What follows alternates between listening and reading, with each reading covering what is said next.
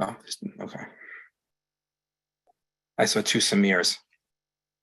I realize why you have to. It's voice and video. I get it. I was very confused. Sorry. All right, Craig, we're live streaming, so you're good to go. Okay. So can you do two things for me? Three things. Number one, promote Todd. Yep. Also, can you promote, I guess Brian or Trisha are going to do the trees, the main trees. Yeah, And promote them. And if you could make me a co-host, that would be great. Sounds good. But you can promote those folks. That would be helpful. So good evening, everybody. Thank you for attending tonight. My name is Craig Slutskin. I'm the chair of the Parks and Public Spaces Committee of Manhattan Community Board 5. I'd like to welcome everybody to tonight's meeting. We do have a fairly robust agenda. We'll try to go through it and not be here too late tonight. Just to go through how the meeting works. We have several items. For each of the items, we will have a presentation. We'll start off with the CB5 member who reviewed this, and then we'll have the applicant present. In a couple of instances, I know the applicant has presentation, so it might just be more efficient to go directly into that the PowerPoint. That's fine. I'll leave that up to you.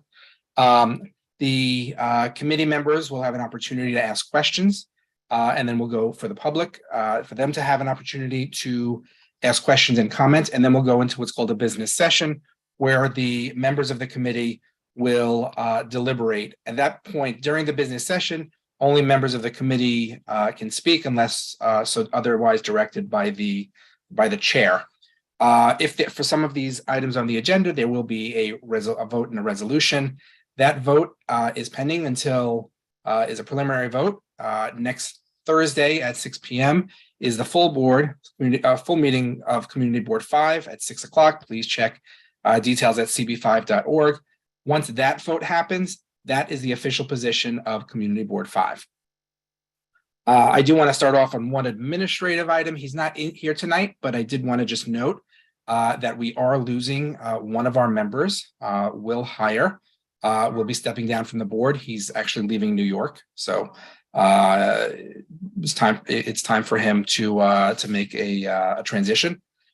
He's not on tonight, but I do want to thank Will. Will's been on the board, I think, about 8 years or so, 7 or 8 years, quite a long time. He's made a lot of good contributions, so I do want to publicly thank him and note that we will absolutely miss him.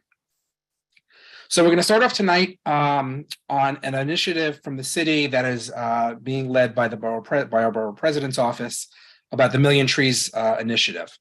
Trisha, are you going to present? Let us know what that's about and talk through that tonight, or Brian? Sure. Hi, everybody. Hi, Trisha. And congratulations again. Congratulations again. Oh, thank you. Hi, everybody. It's really nice to see you. Hi, Vicki. I miss you. It's really good to see all of you guys. I'm Trisha Shimamara. I'm the Director of Community Affairs with Manhattan Borough President's Office, and I hate to start out a meeting like this, but I'm going to start out with an apology that I'm not Keisha Smith or not the Forest for All NYC group. Those are the two kind of entities in our office and in the city who are really leading this initiative. Unfortunately, due to scheduling conflicts, both of those folks were unavailable, but we didn't want to just leave this alone. This is something that's really important to us. So I am here in their stead. And so apologies for not being one of them. And this is my son, Teddy, who is getting over an ear infection. So you get both of us. You may have seen this February that Mark Levine, along with the other 4 borough presidents in our city, called for something called the Million More Trees Initiative. That is an effort that we are really excited about. At its heart is a call for the city to plant or add another 1 million trees to our overall stock by 2030. This can't be done by one effort alone. So it can't be done just by adding more streets or trees to our streets. It can't be done by just adding more trees to our parks. Yes. It needs to be kind of all of the above. So in order to get these million trees, what we're really talking about is adding at a minimum 500,000 additional trees in our natural settings, another 300,000 trees in private settings, and also some public grounds like NYCHA, and then another 200,000 trees to our streetscape. You may have also heard when talking about this initiative, that the borough presidents were also calling for 1% of our city's budget going to parks, which is woefully underfunded. This is the Parks Committee. I know for CB5, I used to chair my Parks Committee in CB8 before joining Mark Levine's office. So I'm sure you guys have continued to advocate for more money for the Parks Department, more money going to our parks and open spaces. 1% would really get us there. Just so you know, in the city's most recently passed budget, it's right now at about 0.8. A couple more facts to throw your way. Right now, you hear a lot when you hear about million more trees, you'll hear something about the tree canopy. We know that adding more of a tree canopy in New York City not only is great in terms of sustainability, and sorry, you'll see my son's forehead more than you'll see me, is great not only just in terms of sustainability, and resiliency. More trees means more ability to naturally soak up water from storms, but it also helps naturally cool down our streets in our city. Research shows right now that when you hit 32% is when you actually feel a difference in ambient temperature. So even though the temperature may be staying the same on the hot asphalt, what you actually do feel in terms of ambient heat, a real lowering of temperature. So at 22%, we're not there yet. We also know that in terms of heat and fatalities that come from extreme heat, they always impact communities of color, low-income communities, and seniors more severely than others. So this is an equity issue. And so please keep that in mind also when we talk about million trees. A couple more facts. One second, I'm just going to take this piece of paper really quick. Just so you know, New York City has 7 million trees, so that's less than 1 tree per person of our 8.5 million residents, I think that we're at. In order to accomplish this goal, estimates are around $500 million. So if we're talking for, it's something that, we certainly know that is aspirational, but is a worthwhile goal in the next, in the next 7 years or so.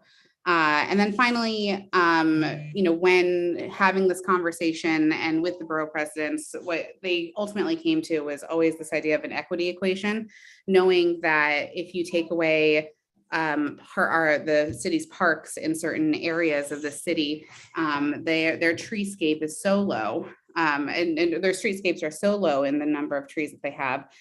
You really do lose all access to greenery, to green sustainability measures. It's something that we really feel very strongly about from an equity standpoint. What can you and community boards do about this? So the borough presidents did pass this, come together to create this 5 borough-wide initiative, pushing this collectively. We think it's really powerful that way. It's the first initiative that they collectively have worked on together, but there is still a lot of pushing to do.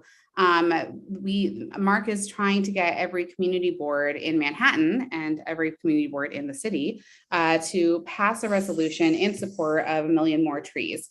I have some language that I can give to you all to consider. If you would like to, you are also more than welcome to draft your own language, but the heart of it is really just showing that this effort to plant more trees throughout our city using any means necessary is something that everybody can agree upon and know that it's very important on a number of different levels. If you are also so interested, we are more than happy to try, even though we tried this month and failed, we're more than happy to try to get Forests for All, which is the advocacy organization that we've been working with through the Nature Conservancy, to come talk to you guys a little bit more about their work and about why they helped. They are a kind of essential partner in this initiative. I'm also happy to have anybody else from our office come speak to you all as well. Even though I have a squirmy child in my arms, it's really lovely to see all of you, and I'm really excited to be able to spend a little more time with CB5.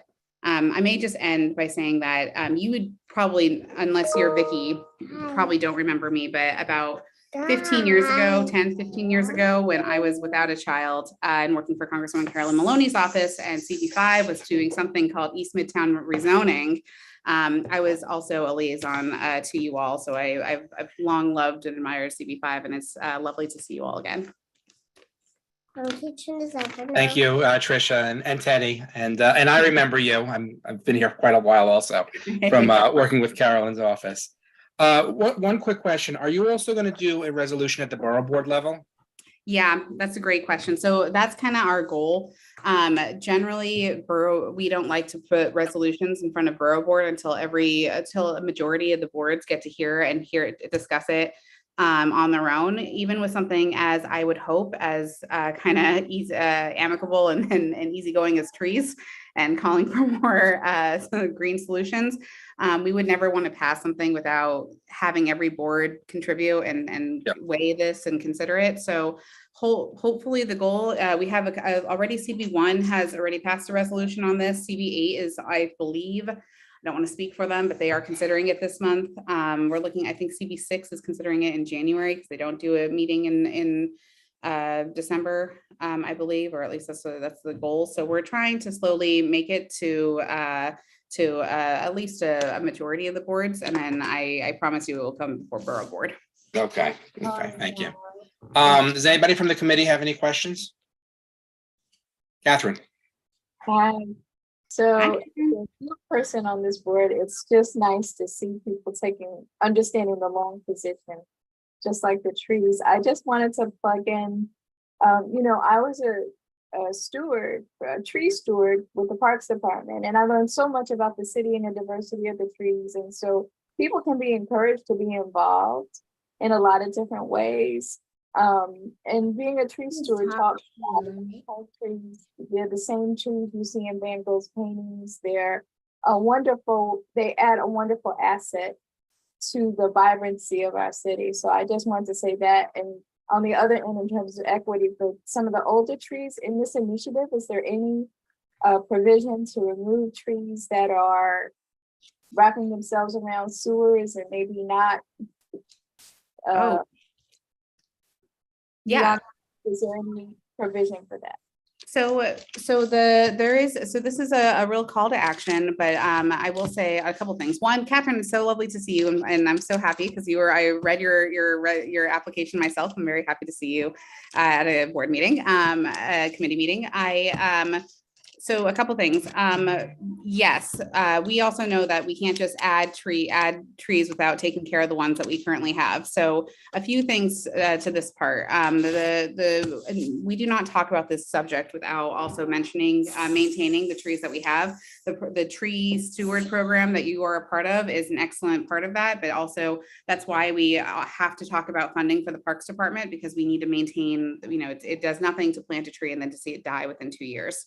This is another piece to this. If you do have a tree pit, or a problematic tree, or an area that used to have a tree and then all of a sudden, because of a construction project, it went away and now all of a sudden it's just an empty spot for whatever reason, any sort of location, you should be reaching out to our office and letting us know.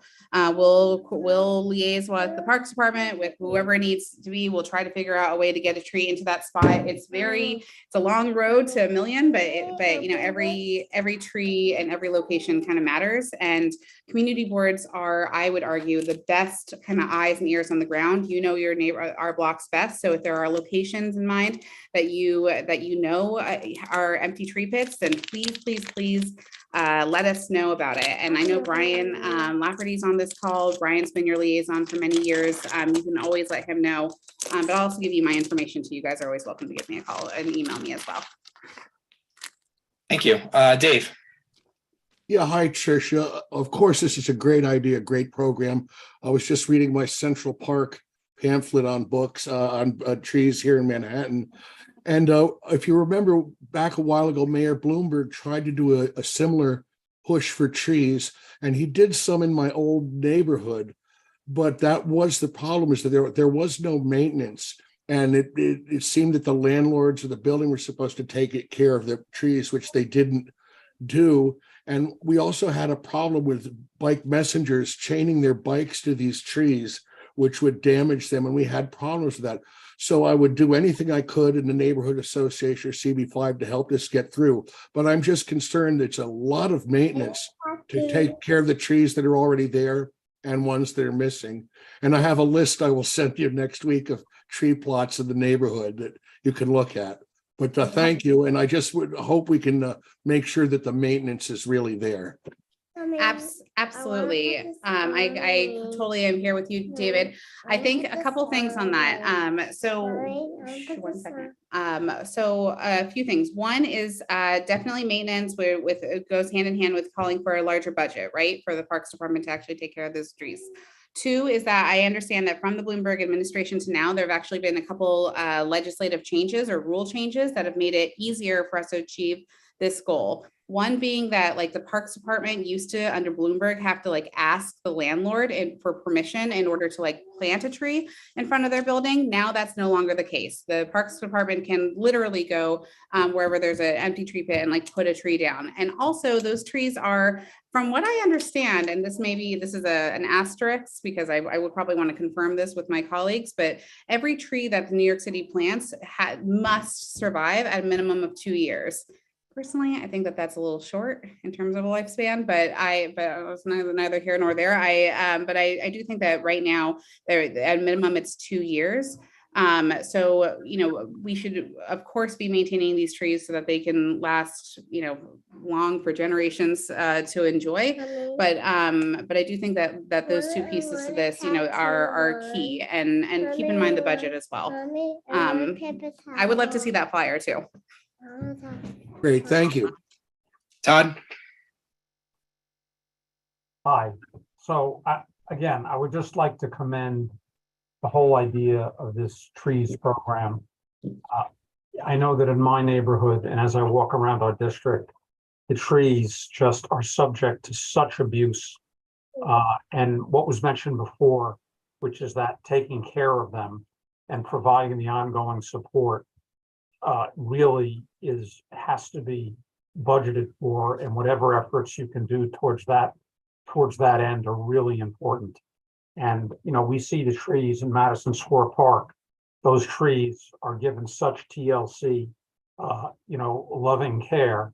They all live for hundreds of years, but the trees, in the pits right on the sidewalks, they really struggle, especially in the early years. The other thing I would say is just from an education point of view, we have now the open restaurants program, which is going to be taking over our sidewalks and streets in substantial numbers.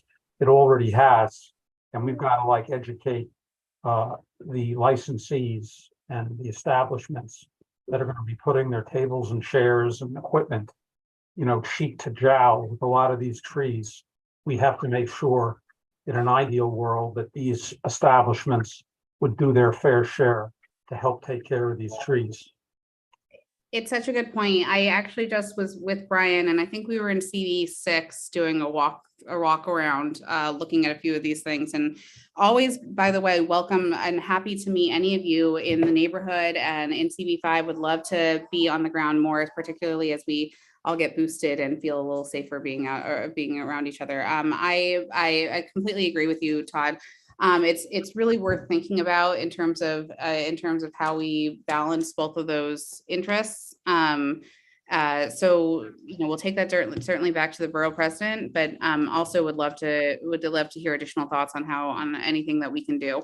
It makes me actually think, Catherine, we just did this leadership training series, which hopefully you all were able to take part of in some way, which is a bunch of trainings for board members and anybody from the public. But I feel like we probably missed an opportunity to maybe do one on tree stewardship, or to invite the folks who do those trainings to at least help people better understand how to take care of the kind of natural environment in our very dense urban setting. So we'll think about that too. For maybe I'll follow up with you, Catherine, to see if we can find those people who are doing this tree stewardship trainings and think about a way that we can like co-sponsor something or try to get that to get more people involved. But all good points, Todd, and we'll certainly, particularly as it relates to the open restaurants program, we'll bring that back to Mark to chew over. Okay, any other questions from the committee?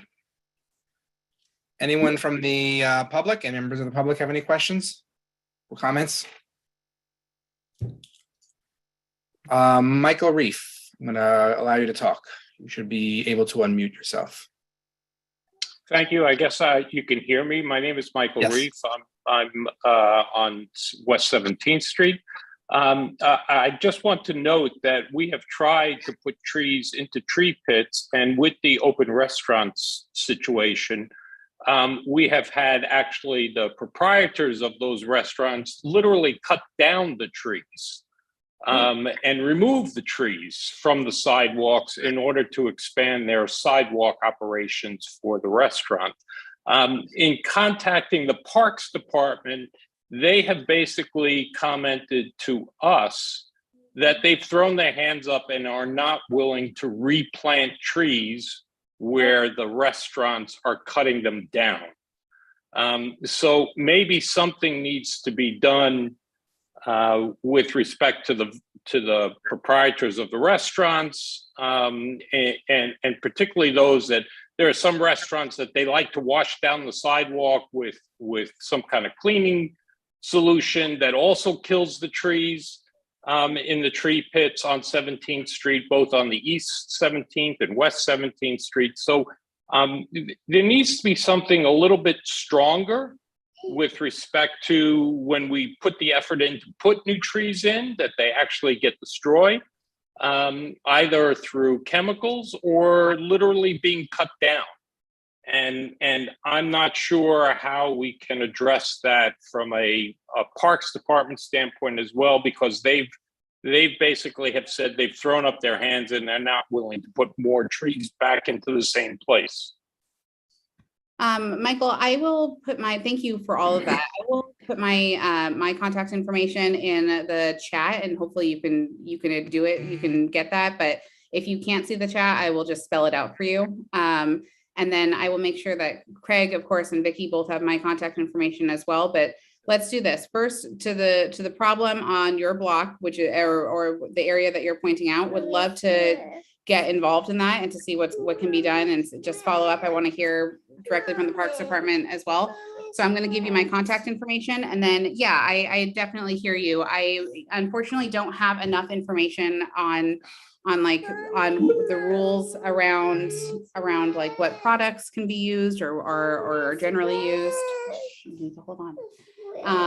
And so I need to do a little bit more follow up on that, but I will tell you my email is it's long. It's T Shimamura, which is my last name, spelled here on the Zoom account.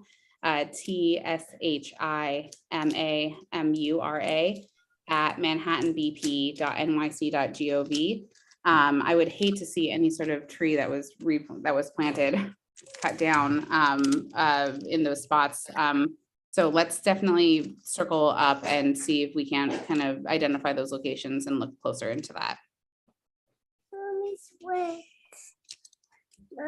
Thank you, Michael. Any other questions or comments from the public? Okay, so we'll go into business session.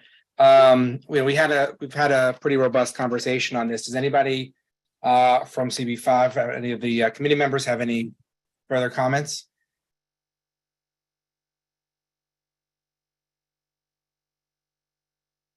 Okay, okay, so I guess, David, would you like to make a motion for us? Motion to approve? Thank you. Let's take it to a vote. Kim? Fantastic. Hi, friends. So sorry, give me a second here. Okay. Craig Slutskin, Yes. Kim McCall, yes. David Akelis, Yes. Miriam Berman, Yes, Aiden Blake, I'm a yes.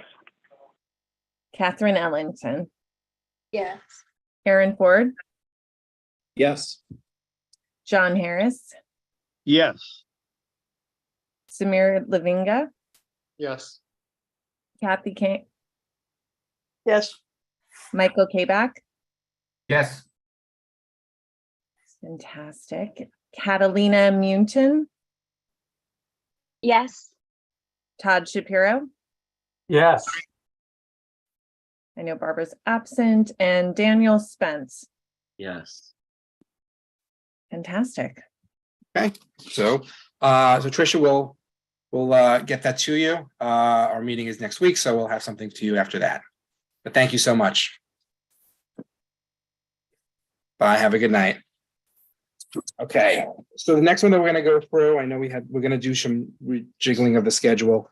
The BKV Corporation activation at Bryant Park. I think Francesca, you're going to do that. Okay. Hi, everyone. Hi. This was John. This was John, right? Or this was sorry, this was Catalina. No, there wasn't. Catalina, right? Sorry, this was Catalina and Kathy, right? Okay. Do you want to go straight to the presentation, Catalina and Kathy, or do you want to speak? Yeah, she's gonna go ahead and present. Okay, go ahead. So let us know who you are and welcome. Francesca, Hi. yes. My name is Francesca. I am a freelance producer. I have been hired by a PR firm called Pennebaker that's based out of Houston to help them with this experiential activation that's going to take place in New York City for a corporation called BKV. They are based out of Denver. I'm going to share my screen. Give me 1 second.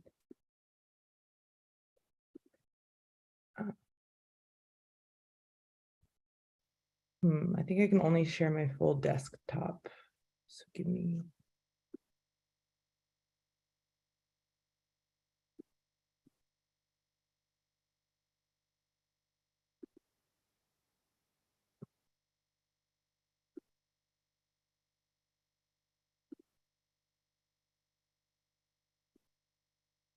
Okay, do you see the activation page?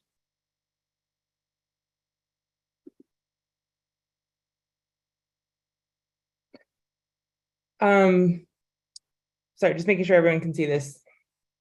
Okay, great. So just a quick note at the beginning, our initial application had the dates listed for December 14th and 15th. But due to a strategy shift, we're going to be moving it to December 26th and 27th with a load in on January 26th and 27th of 2023. However, we had already applied, so I figured just take advantage of getting things out of the way and making sure everyone understood what was going on and presenting tonight. So as I mentioned, I'm going to be executive producing this. My agency is called You're Doing Great. I have an experiential partner named Mark Stevens Agency, who I've done a lot of different activations within New York City. So they'll be handling the production element of it. So just so everyone has a visual representation of what we're doing, BKV is introducing themselves to it's a branding element, and they want to introduce themselves to New York City. They are a natural gas company that's focused on becoming net neutral and by 2030. So they are introducing themselves to New Yorkers through this activation that's going to take place. It's very educational. It's focused on explaining to New Yorkers how climate change is going to affect them directly in terms of rising water levels. I think this, tail ends nicely with the Million Trees initiative that we just talked about. So this will be an educational experience for guests at Bryant Park. It's a 40-foot LED tunnel. So inside there are 4 different zones that are explaining to guests how climate change will affect them directly in New York City, and explaining the ways that BKV is focused on becoming net neutral by 2030, which is sooner than any other natural gas company, through carbon sequestration and all the offset strategies and the other methods that they're leveraging. So like we mentioned, it will be educational. Guests will learn about rising water levels in New York City, how that will impact us by 2030. And then at the end of the activation, they will be asked to take a pledge to commit to making a few small changes within their daily life to help offset carbon and help move towards a more renewable energy source. So this is a more larger overhead of what the activation will look like. Do you have measurements? Because I it looks big, and then I compare it to this little person at the entrance. But do you have some sense? Is this 20 feet high? Is this 8 feet high? Like it's hard to tell what this actually is. So it is 10 feet high. If you actually look at the current structures that are within Winter Village right now, it's about 4 of the huts put together. So I think it's about 44 feet long in total. And yes, 10 feet high, it might be slightly less than that. Whatever is keeps us under the SAPO codes that we would need to have so that the structure is not too big. So that's roughly the dimensions of it, but I will come back with exact dimensions after this call. So as you can see, guests will walk through, they'll go from zone to zone. The first zone is mimics a subway car. The second zone is a beautiful vista that explains what BKV is doing to help keep our earth green. The third zone is an interactive game where guests will be sequestering carbon, which is one of the main initiatives that BKV is focused on, carbon sequestration, and they're one of the leaders in that space. And the fourth zone is where guests will be being asked to take a pledge to focus on reducing their carbon footprint in minor ways. So here's a little bit more context about it. It's pretty similar to what I just talked through. But again, the goal of this is for guests to be able to understand how BKV fits into the marketplace, why it's important for any sort of natural gas company to be focused on becoming net zero as quickly as possible, and what climate change will mean for New Yorkers. And the activation will have about 10 to 12 BAs attached to it. They will be guiding people through and making sure that everyone is in an orderly fashion. Each zone within the tunnel takes about 1 minute for guests to go through. It's all videos. So we'll have about 10 to 12 guests in the tunnel at a time. We're expecting about 2,000 guests per day to be able to make it through the activation. And for guests that aren't able to participate in the activation itself, we are going to have some AR elements that they can play with directly on their phone and still commit to making these changes to help reduce their carbon footprint. So those will be indicated with QR codes that we'll be pointing people to if they're too busy to walk through the activation. We'll have BAs that are educating guests who might have questions about BKV.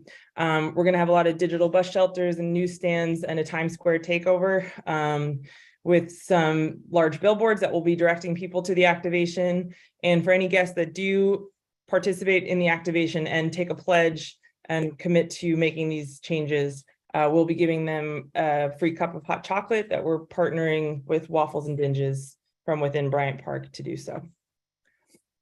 And here's a quick run of show, but we will have the activation open from 10 a.m. to 8 p.m.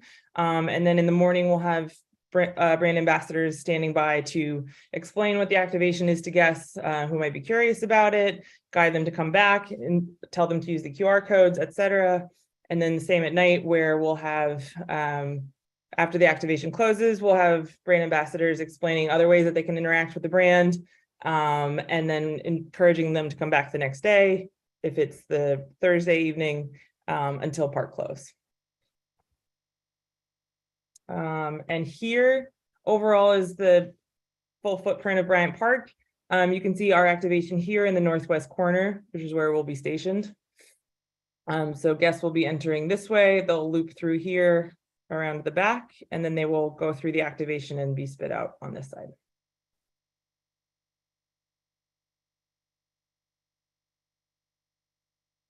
And that's all I have. So I can leave this up, or I can go back to any of the other pages. Yeah, thank you. Can you go back to the actual structure itself? Sure. This one? Or? Yeah, that's fine. That's fine. What outside signage on the structure? I see there's like the logo. I'm guessing that's the BKV logo by the door.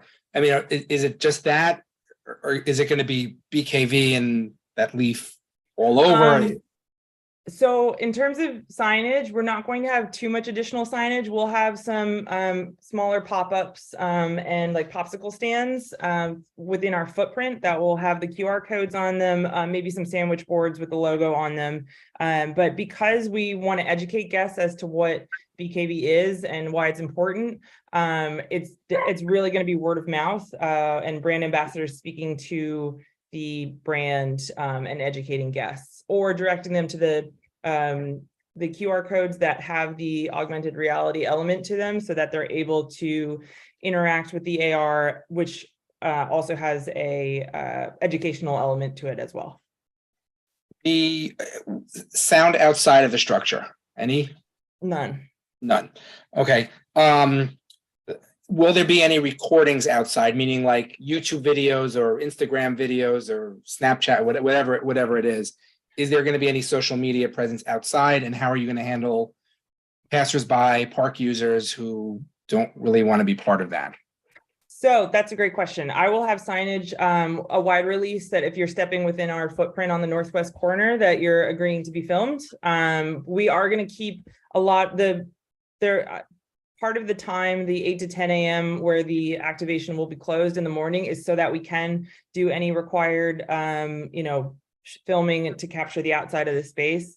But having done a ton of content production, I'm very good with, we'll be waivering anyone that we ask to speak on camera. We will be having small signs that are indicating that if you step into this space, you might be filmed. But we won't be using any sort of social media or any digital content without getting explicit permission from anyone that might be passing through or might speak on camera regarding this. So just so I'm clear, if somebody goes in, they'll see the stanchion and that's fine. That is what it is. But if they're outside of the park, is there going to be filming outside of the structure, or is all the filming, except for maybe Q&A, in which case it's pretty obvious they're going to be filmed for something if they're being questioned. But is it going to be just inside or outside and inside? It will be outside and inside, but it will be during most of the outside filming will be to capture the structure itself. And so it'll be during that time when the activation is closed technically. So we'll take cares to make sure that it's not involving any park goers that might be happening to pass by. Okay. And if you could send us or send Kathy and Catalina just the verbiage that you're planning on using, because certain verbiage is more harmful or user-friendly than others, we found. Sure. I'm sure my committee member, Mr. Shapiro, will have comments on that. And then the last question I have before I open up to the committee is, what are you doing for trash? Because you're obviously going to be giving food out. Are you using the Bryant Park folks? Are you having your own trash team? How are you handling that? Great question. So we will be working with the Bryant Park team to ensure that our sanitation plan is lining up with their plan. I do have a separate sanitation team that will be doing regular sweeps of the space, both inside the footprint and outside of the footprint, janitorial sweeps to pick up any trash and make sure that we're not leaving any clutter. But that will be happening hourly. They'll be doing laps around the activation and making sure that it's staying tidy. I will let my fellow committee members ask any questions. Anybody have any questions or questions? Todd, go ahead. You're muted, Todd. Hi there. Just following up on what Craig alluded to. For all, it looks like a very impressive exhibit and pavilion. I wish you all the luck in the world. One of the things that our committee is always concerned with is the treatment of the digital images that may be taken for social media, advertising, or promotional purposes by the people sponsoring the event. So typically, the law in New York State says that you cannot use the digital images of any of the people that are attending or go through the pavilion or this exhibit without their express consent. And usually the production companies put out signs and disclaimers often contradicting that. So it would be great if you could just submit to us or explain to us right now that you understand that concept and that you'll do your best or work with the people at the location to make sure that whatever you put out there is in compliance with New York state law.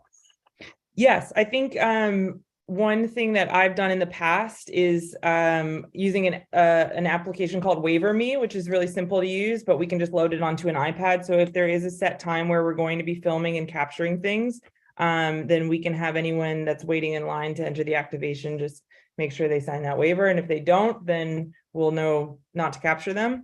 But the way I totally understand where you're coming from. And so what I'll do is make sure that I'm sharing any language and making sure that we have very clear set times of when we're shooting so that we have a very robust plan to make sure that any guest that does come through during those times where we might be capturing content has agreed explicitly to be on camera. That's great. And we love to see that kind of attention to detail. And what we don't like to see are big placards telling people that as soon as they set foot within this place or anywhere near it, that they're automatically giving their consent, whether they like it or not. And if they don't like it, they should just get out of the vicinity. That's what we don't like. Yeah, I'm with you. I accidentally walked through a Casper activation last week and they definitely filmed me. And I just, I know to ruin the shot if I haven't expressly given permission, but yes, we'll make sure we're being super clear about it and everyone that does get filmed has approved. And what I also do in my content shoots is, take a photo of the person and hand that off to my content team so that they know, yes, if you have a great shot with this person in it, we have their waiver attached here. It's funny you mention that because the placard that they put out before their event was exactly of a kind that drives us crazy. So you know what I'm talking about. That's great.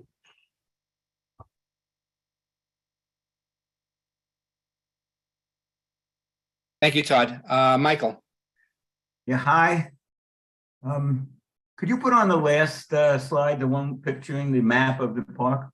Yes. We're always glad to support any activity that is supporting Bryant Park. And I myself probably enter the park 4 out of the 7 days a week, all year long. So I'm looking at the beautiful presentation that you made of this caterpillar-shaped exhibition, and it looks great. And I'm looking at the dates. Did you say set up 26th and 27th of December, and then it's going to run for 2 days after that? Sorry, January, end of January. So the setup day will be January 25th, the install day, and then the 26th and the 27th of January will be the activation. It was originally in December, Michael. They moved it. They moved it. That's the confusion. Okay. Everything is in that same 4-day period. It's not that confusing. But what I wanted to say is this. This is an immensely popular park.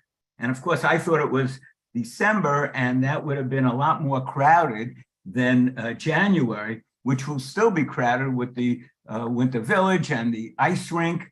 The Winter Village should be coming down around then, I guess, and the ice rink. I'm just wondering if you're giving yourself enough room for lines of people who are only 10 at a time can enter this thing, and it's going to be like a queue out there to Madison Avenue, waiting in line to get a free cup of iced coffee or whatever you're going to give them, a hot chocolate, and I'm wondering if that was with the express understanding of the Bryant Park Corporation that something like this looks really popular. Yes, so just in terms of line management and how we're capturing that, we will have a pretty robust team of brand ambassadors and stanchion and make sure that it's an orderly queue.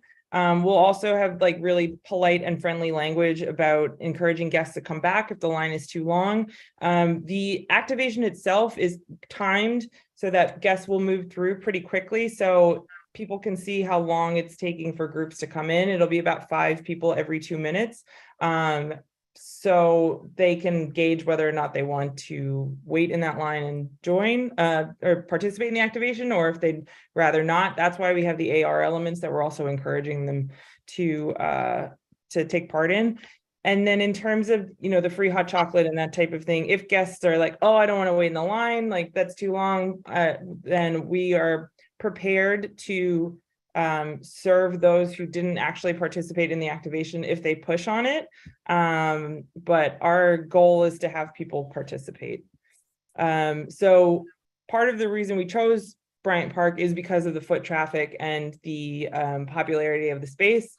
And part of the strategy of us shifting from middle of December to end of January was so that we would have a little bit more breathing room in terms of the surrounding area, and also slightly less foot traffic from the holiday shops being closed, but still enough of a draw, or a big enough draw to the space.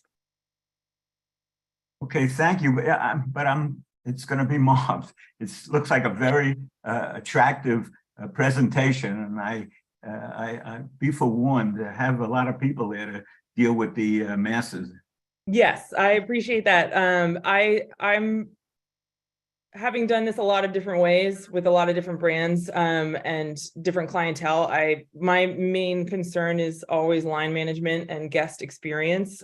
So that's something that we've been focused on, and we've been talking through both with my experiential team and with the park. And we have a pretty well thought out plan and also like staff plan to manage this. And we will also have our own security on site, not for anything other than just in case it needs to happen, and we need some additional help. But overall, yeah, that's our main focus, is that guests want to experience it, see that the line's not too long. We're moving people through quickly. We'll have brand ambassadors stationed inside the activation as well to make sure that nobody lingers and that they're moved through.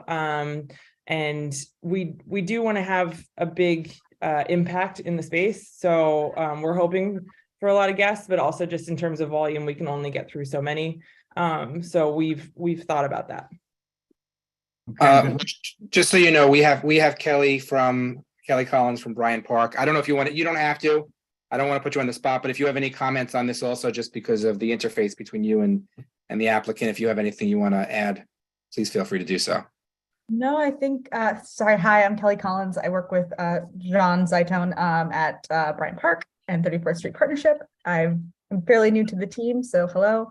No, Franny is a professional, and I think she said it all. And if anyone has any questions, aside from what Franny's already said to myself or anyone else in the Bryant Park team, please feel free to shoot me an email. Thank you. Catherine. Hi, Kelly. It was good to see that 40th Street is more clear now. We talked about that last time. Good to see you. My question was, how long is the experience for each participant about? Like, is it a 5-minute move through or 10 minutes? Maybe you said that earlier. And the other question was related to the structure. For the presentation purposes, did you remove the top, or is it an open top? Is it open or is it fully enclosed? So the activation itself, each zone, and there's 4 zones, are about timed to about a minute to a minute and a half. There's a voiceover element to them that guides people to each space. So the whole activation is under 5 minutes. In terms of the structure, there is a roof on it. It's slanted so that there's no water collection. If there is inclement weather during that, we do have a plan attached to that. But for the most, yes, I just did that so that you guys could see what each zone would look like on the inside. Would people be required to wear masks to go inside, or are you just social distancing? What's your plan? At this point, based on New York City recommendations and just the CDC guidelines, we do not have any masks requirements. What we are going to do is have masks on hand for guests. That my BA that's letting people in will be able to hand them out if they'd like to wear one. Good, thank you. Anything else from the committee? Anything from the, anybody from the public? Oh, sorry, I'm sorry, Miriam, I'm sorry. Yeah, I was wondering, will there be any handouts, explaining what the exhibition is, maybe for those people who can't access it, Our plan is to have QR codes that guests can use their phones and hold their phones up to, and then it will pop up an educational augmented reality game. So it's technology that you don't need to open any browser or anything like that. You just hold your phone camera like as if you were taking a picture, or like how they're doing with menus at a lot of restaurants now. So that, again, this is about, reducing carbon and things like that. So we wanted to keep any sort of handout or paper or anything like that to an absolute minimum, to keep it as green as possible. So the only handout that people will be getting will be the hot chocolate at the end in terms of like a gift. And then everything else will be directing people to learn more about it through their phones. Thank you. Anyone from the public that would like to question or comment? Okay, I'll bring it back to the business session. Kathy or Catalina, do you want to start the discussion about how we feel about this and where we go?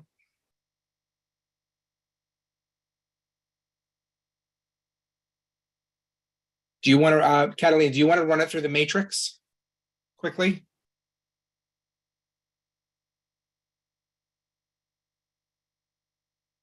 Hi. Okay. So, sorry, I've never done this before. So That's okay. We'll work with you through it. Don't worry. It's okay. So Kathy and I filled in the matrix. I don't have it digitally because I printed it out, but do I just go through? Yeah. Okay. So number 1 for footprint. We do consider that this would probably be a relatively small area in comparison to most of the items that are in the park. So we gave it a 5. Yep. That's good. For 2 for timing, we have it at a 4. I mean, it's about the environment and it's in a park. So it seems very apropos in that sense, to always educate people about, the need for awareness. Yeah. Number 3, duration, we have it at a 2 since it is going to be over 4 days, 1 for setup, and then the remaining for disassembly, and then for the actual event dates. Number 4, oh wait, sorry, that was 3. 3. And then number 4, the setup and the breakdown isn't relatively long. We aren't really sure how quiet it would be. It would be assembled somewhere else and then brought into the park. So we gave it a 3 just to be a little bit conservative. Yeah, I might move it to a 4 because I don't think we're going to have loud bulldozers or anything like that. Yeah. It's also done at a time where the users are, the setup is not at a time where users are going to be at the park, right? So the commercial, this is not a commercial event, so we have that at a 5. Number 6, there is so there it's a little bit commercial. I mean, it is commercial. Well, yeah, it's representing something, but the aim is educational. Yeah, so I might make it a 4. I mean, I don't know how other committee members feel, but I might make it a 4 just because there is a little bit of a commercial aspect to it. Okay. Okay. Okay, so then signage, we have it at a 3 since they're going to have the structure itself is a sign, and there's going to be signage for filming and such about. So we have that at a 3. For 7, impact on residents, we do have it at a 3 because it interferes a bit, being that it is taking a corner of the park. but we don't think it's going to interfere enough for it to not encourage people to use it. And if anything, it's going to call people to the park. Number 8, impact on parkland and structure. We have that at a 4. We don't anticipate that this would be something that would change the park in any way permanently. And number 9, for uniqueness, we have it at a 3. We think it's going to attract people to the park, but we don't really think it's going to be the main focus of the park since it is Bryant Park. For audience, this is more of a, well, it's local, so it's more of a 4. Yeah, it's good. They're going to focus on how global warming is affecting New York City specifically and its inhabitants. For sound and noise, since it's not going to have any amplification outside of the structure, we do have it at a 5. I don't know if you want to. Yep, I agree. Okay. For 12, we have that at a 5, since it is an educational motivated event. And 13, we have it at a 5 since. Yeah, 13 is probably not applicable because this is the first time we've had it. So really, it can't outgrow what the situation that we had it before. So 13 here with 13 would be not applicable. Okay, cool. So that's good. So great. No, great job. That's a wonderful job. Thank you for that. And I think it skews much more towards the 3, 4, 5 range, which is obviously, good. Any committee members have any comments or concerns?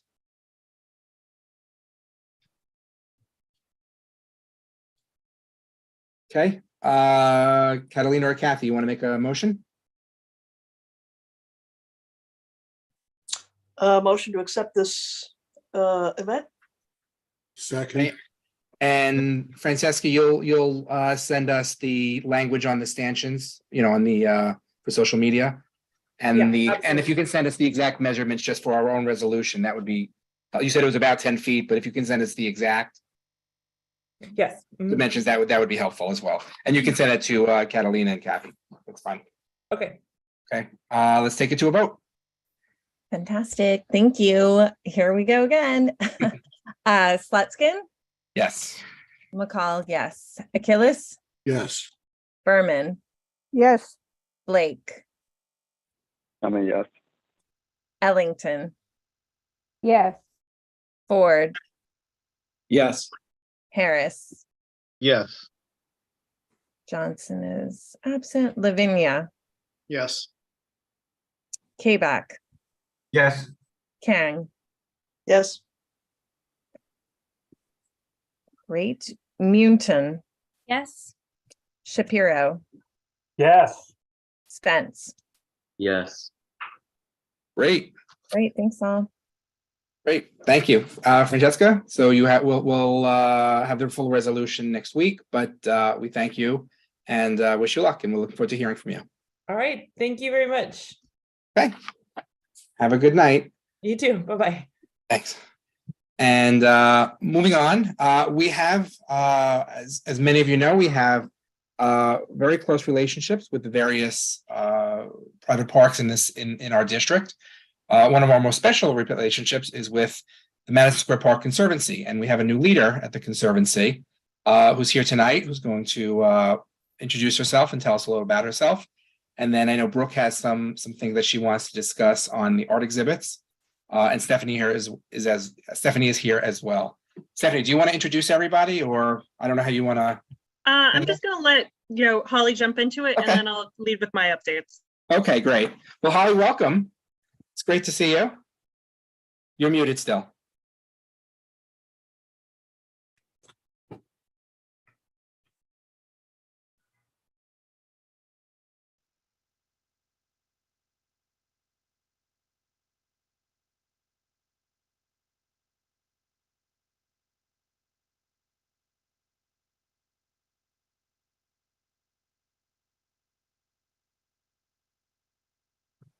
Let's see. Does that help?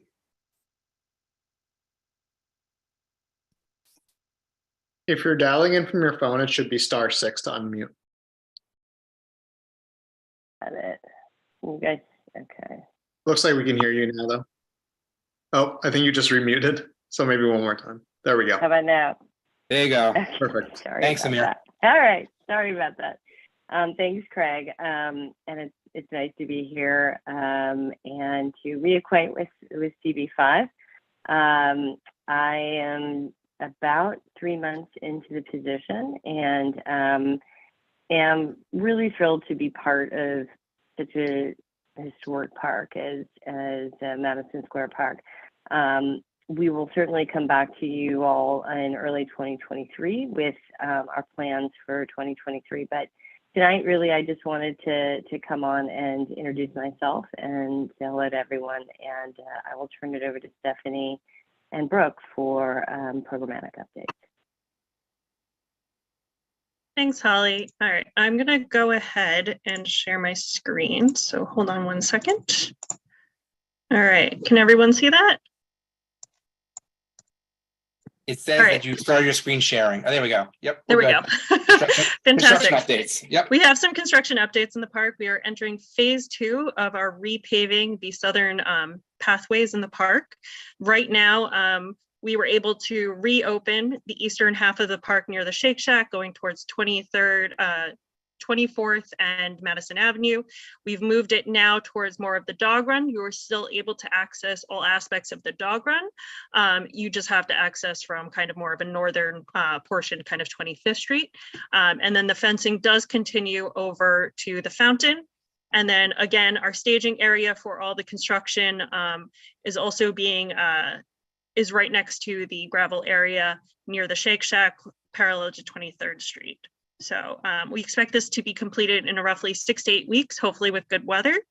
And the next thing that we're looking forward to is our holiday tree lighting event. So this particular event occurs every single year. We usually have about 1,000 people show up. Due to the construction in the southern end of the park, we do have it moved up to the reflecting pool near the playground. So kind of in the space of 25th Street. So please join us at that event if you're able to. It's from 4 to 6 p.m. on Wednesday, December 7th. And then for brevity's sake, I'm going to let Brooke take it over from here. Great. Thanks, Steph. Hi, everyone. It's lovely to see you all. Happy holidays. There is one more week to view Christina Iglesias's Landscape and Memory on view in the park now. Next slide, Steph, please. Great. For those of you who've been in the park to see the work transform across the seasons and the grass growing in, Christina's work cited 5 shallow bronze pools with water very gently flowing across the surface of each of those 5 pools. And her goal was to reimagine for all of us the Cedar Creek that had coursed across the north of Madison Square Park and then was covered over in the 19th century, late 19th century, in the name of progress for dams and sewers and drains and architecture. Next slide. We had fantastic programs all across the summer and into the fall related to Christina's project. Carnegie Hall, the Ataka Quartet performed 3 free evening concerts in July and August, attracting hundreds of people who came to the Oval Lawn with their blankets or sat right down on the grass and enjoyed wonderful free performances. And then we had artists who spoke about the work, like in the upper left, the image on the upper left. And then we also partnered with the Kitchen, the avant-garde performance space, for a dance performance across 3 nights. Next slide. In January, we will open Shazia Sikandar's project called Hava, to breathe air life. Next slide. This will be a monumental 18-foot tall female figure that will be installed in the park. Shazia is An American artist, she was born in Pakistan in 1969. She has exhibited all over the world, and she's most known for transforming the tradition of Indo-Persian miniature painting. For us, she's pushing her work into public space. She's very inquisitive with materials. So she's realizing this figure in the park, which has a mosaic in a calligraphic treatment of the word Hava, H-A-V-A-H, which means Eve in Hebrew and Arabic, and atmosphere in Urdu. And also in the park, there will be a 4-minute video animation that Shazia made, as well as an augmented reality experience. And then for the first time, next slide, we are partnering with the Appellate Division Courthouse across the street on East 25th Street, where there is an empty plinth on the easternmost corner of the rooftop. And Shazia is inserting an 8-foot-tall female figure. On the rooftop, there are 9 male lawgivers, Moses and Justinian and Confucius and Zoroaster and others. This will be the first time that a woman stands in league with all of the draped robe male figures. It's a very exciting project about advancing women and justice. So we can't wait for that to open in mid-January. Any questions? Okay, thanks everyone. Exciting. And long overdue to have a woman on there. Mike. Quick question. How permanent will that woman's sculpture, and I notice it's in gold and all the others are in cement, for how long a time duration will it be up there? The project opens in mid-January and it closes in June. It's a temporary installation. The piece on the courthouse is bronze and the male figures are made of stone.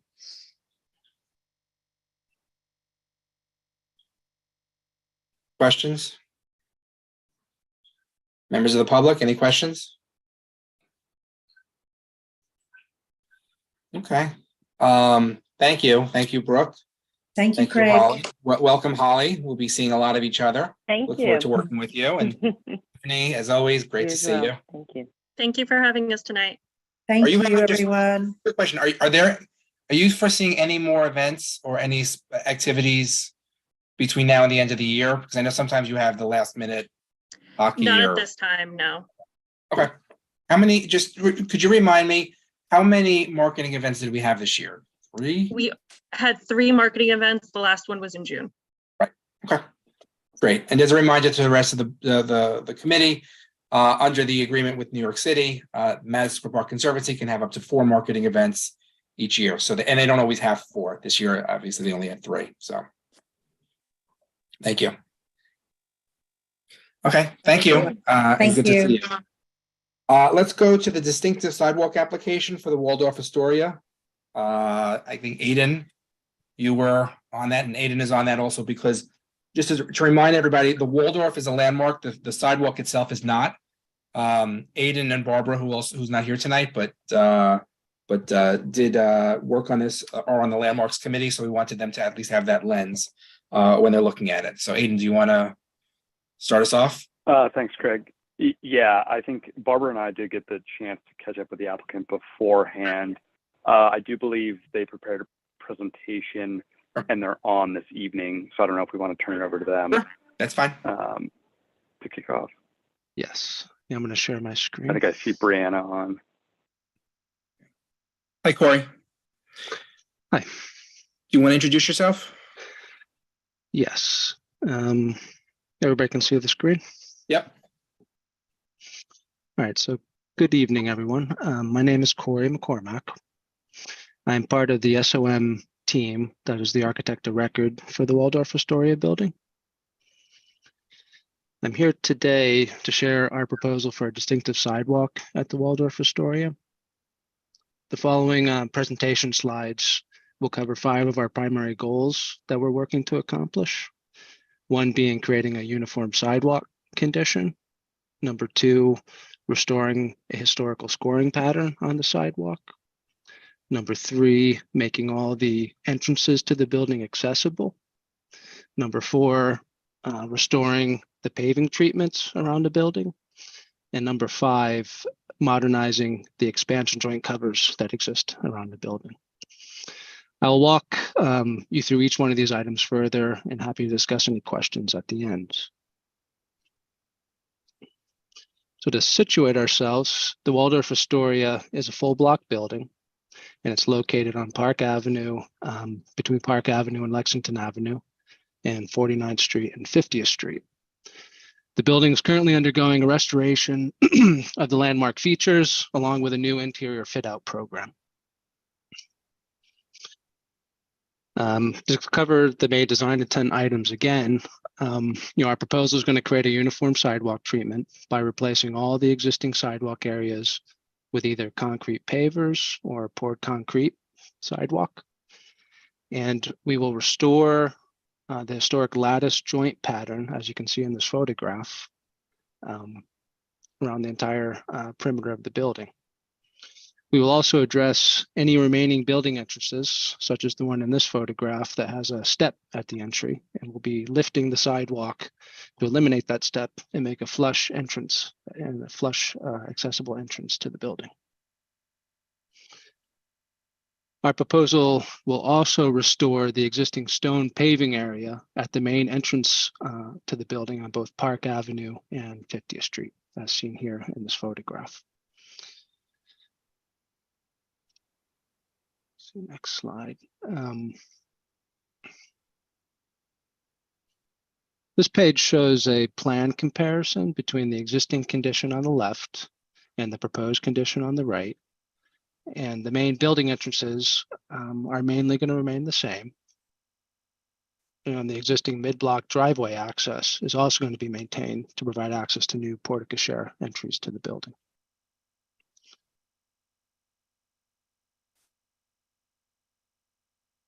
This slide illustrates the existing conditions, again on the left, highlighting the different renovation campaigns over the year. Each shade of brown indicates an area of sidewalk with different age and scoring pattern. The proposed condition on the right indicates a full sidewalk replacement and a consistent scoring pattern around the entire building.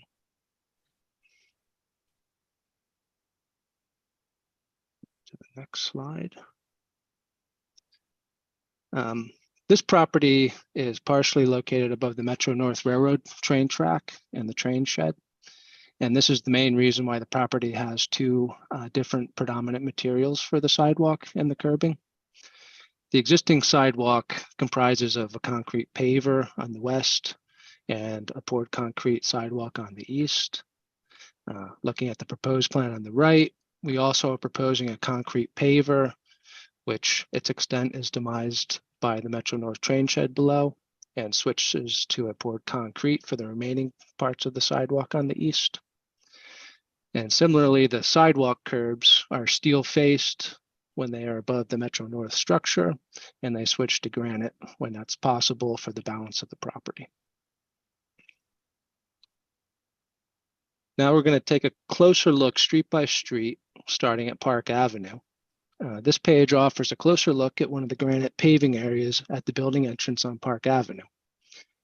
This treatment is composed of granite pavers in three shades, ranging from a light gray to a black. And the photograph here at the top shows the existing condition. And there's a rendering directly below that shows the proposed condition.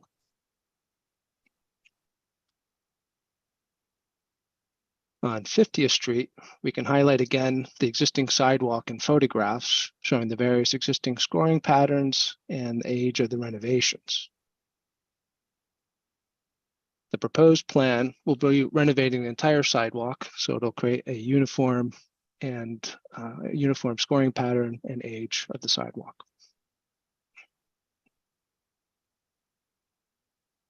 Moving to Lexington Avenue, we can highlight two existing building entrances that have a step at the entry door. Our proposal will raise the sidewalk elevation at the property line to eliminate this step condition and will create a flush accessible entrance for these doors and the remaining doors around the building. Moving to 49th Street, here we can point out many of the existing expansion joint covers that are required due to the sidewalk being on top of the Metro North train structure below. Existing, there are a variety of covers that are typically surface mounted to the sidewalk. And in the bottom right rendering, you can see a image of a recessed flush mounted expansion joint cover that is being proposed for this distinctive sidewalk. That concludes the presentation, and I'd be happy to take any questions. Thank you. Samir. Hi, I just have a quick question. How long is the project going to take for all of the sidewalks, and then will it be phased, and how will access be maintained for people who are walking on the sidewalk? Currently, the owner intends to start the sidewalk construction in the fourth quarter of 2023. If you've been to the property as of today, the 50th Street is already, the sidewalk is already closed for the construction of the building. And similarly, it's expected that 49th Street may also be closed when the sidewalk needs to be replaced. For the more trafficked areas on Lexington Ave and Park Ave, there'll be attention placed to do that work and sequence to allow the pedestrians still have access and do the construction during that period. Awesome, thank you. Looking forward to the accessibility improvements, definitely. Thank you. Yep, you're welcome. Thanks, Samir. David. Yes, has any thought been given to de-icing?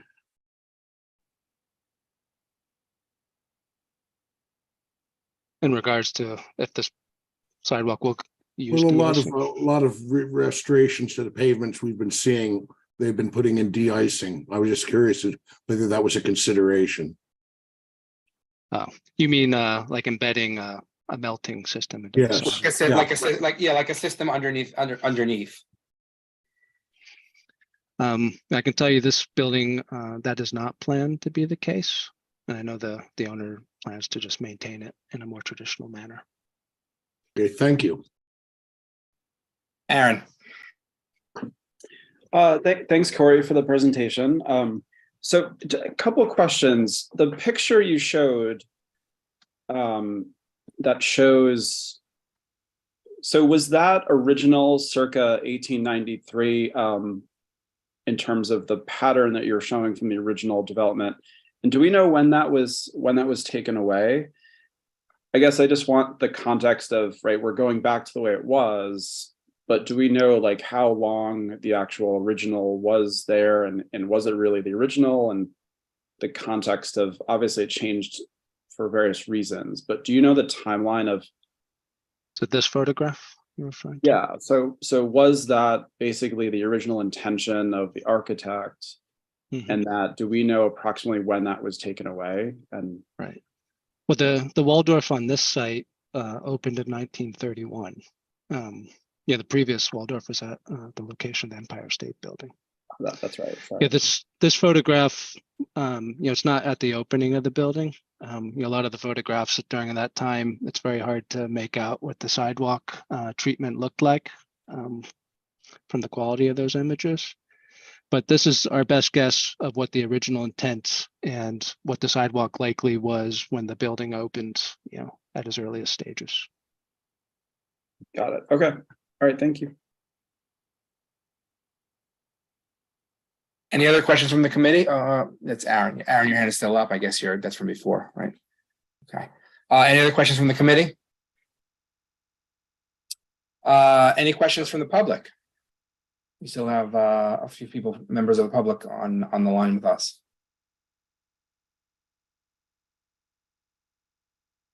Okay, so we'll bring this back into business session. How do we feel about this committee? Aiden? Yeah, I'm supportive. I think this is an example of responsible restoration, taking efforts to, introduce uniformity and germane to the historic condition of the building with respect to this sidewalk scoring pattern. And I think it's encouraging that they're adding, either one or two new accessible entrances. So, my view. Samir. Thank you, Yeah, Samir. I agree with Aiden. I think this is like a great project. It'll be nice to have the uniformity on the sidewalk, and the accessibility improvements are welcome. Mike. Yeah, I must have missed it. It must have been presented, but I don't remember seeing the where the building meets the sidewalk so it can bounce when the trains go underneath. What's that called? The absorber, the shock absorber. Can you show again what the building line? You said you're going to change that. You're going to make that updated. Can you show what the slide that had that? Corey, can you address that?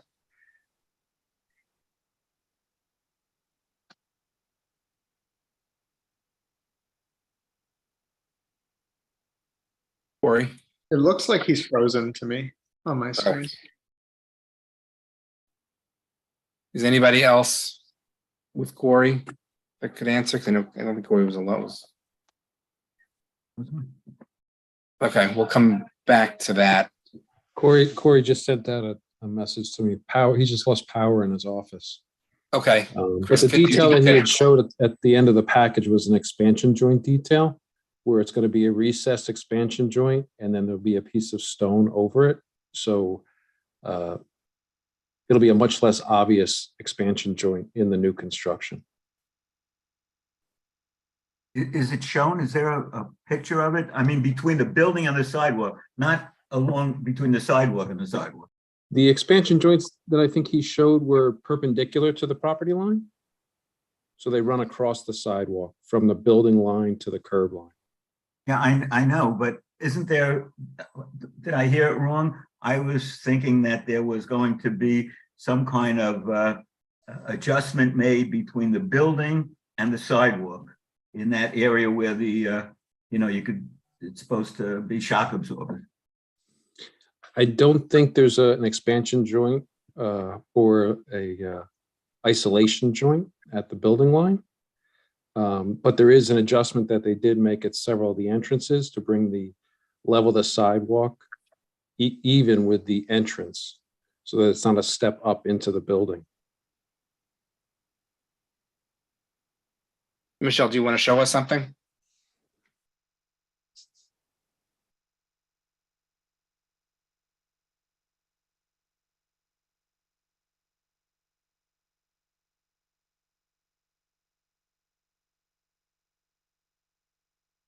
Is there something you want to show us as an exhibit on here? Chris? Yeah. Whose screen is this? Is this Michelle's screen? Yes. Michelle, I think it was towards the end of the package that had the joint detail.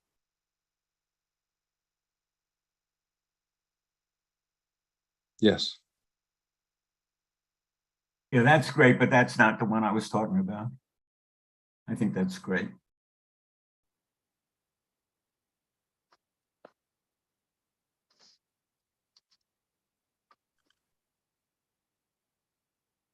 Chris, I know that between the building cladding and the sidewalk, there's always a soft joint. But there's no shock absorber, as Michael referred to it. The water table that's going to run around the building will have a caulk joint between it and the concrete pavers or sidewalk, but so it's not rigid. So we'll allow some movement, but there's no shock absorption plan beneath the pavers. In other words, there is no fancy caulking to camouflage the little expansion joint, I guess, between the building and the sidewalk.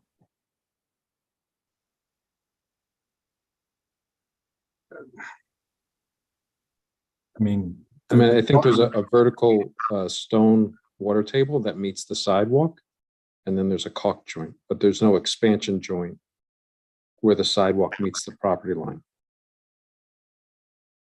Chris, is something like that typical? Or is that typically what would be done? Yeah, that's the typical condition. Okay. Corey joined back. Sorry, guys.